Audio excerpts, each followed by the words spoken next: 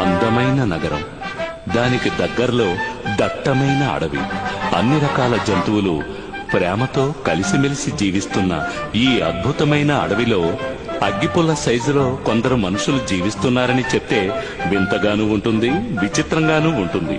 మంచి చెడులు కలిసిందే జీవితం అని అంటారు. మంచివాళ్లు ఉన్న చోట ఖచ్చితంగా చెడ్డవాళ్లు కూడా ఉంటారు. అదే కదా కథ.